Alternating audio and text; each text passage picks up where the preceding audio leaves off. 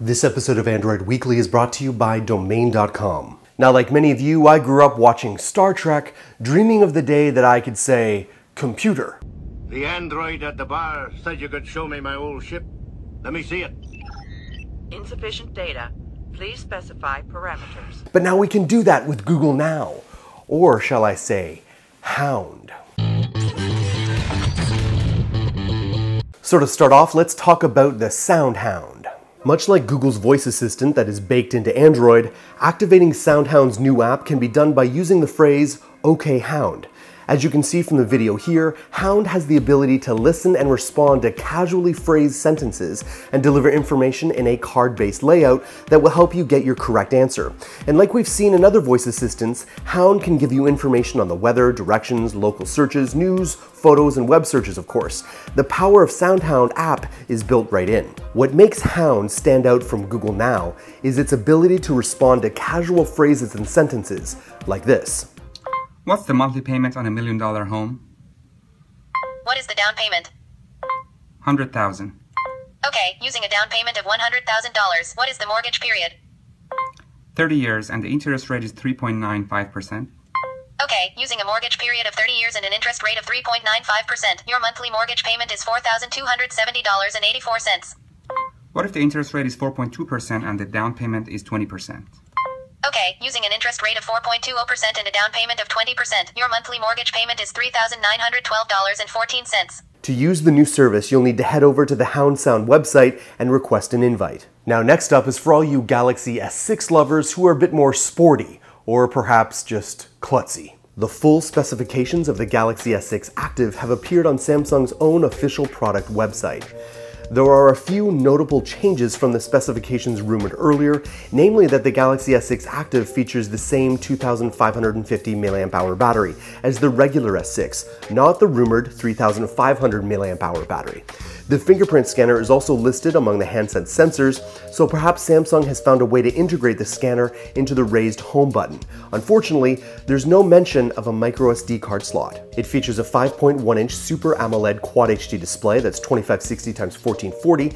It has an octa-core Exynos 7420 chipset. It has 32 gigabytes of internal storage with possible microSD card expansion.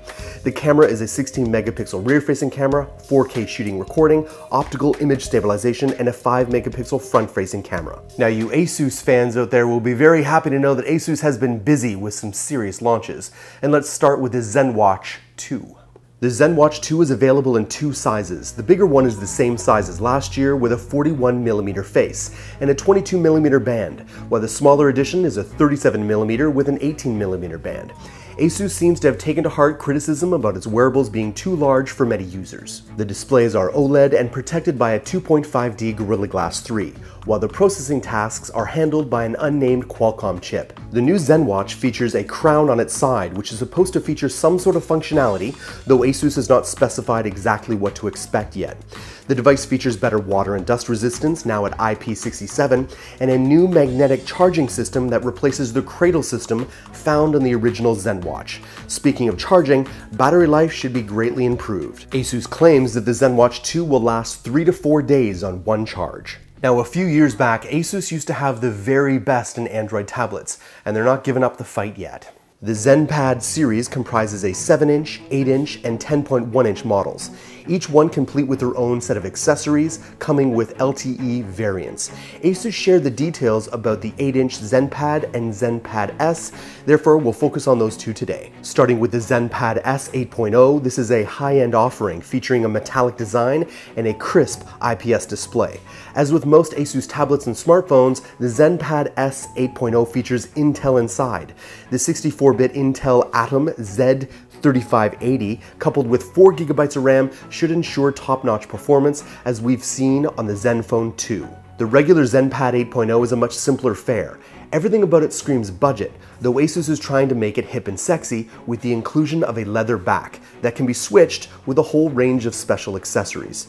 You can switch covers just to change the look of the tablet, but you can also add some functionality. Specs of the ZenPad 8.0 include an Intel Atom X3 processor, 1 or 2 GB of RAM, 8 or 16 GB of expandable storage, and a 1280x800 IPS LCD display. A 5 megapixel rear camera with a 15.2 watt-hour battery, and Android 5.0 Lollipop.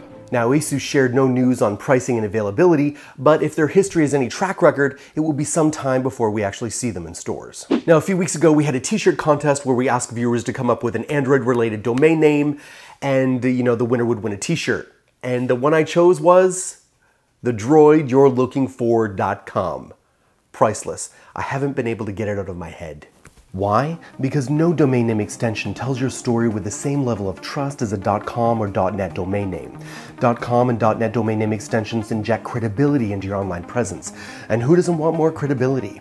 You can save 15% on domain name and web hostings when you use our coupon code ANDROID at domain.com checkout. Don't forget, 15% off when you use our coupon code ANDROID. When you think domain names, think domain.com. Now, just to give you guys a head up, I tried to get an invite for the Hound app from Sound Hound, and I haven't got the download link yet, but as soon as I do, I want to share it with you because that's pretty exciting stuff. I was pretty impressed with their demo. You don't want to forget about my brothers in Android who are trying to be your source for all things Android. I shall see you later this week on Android Q&A.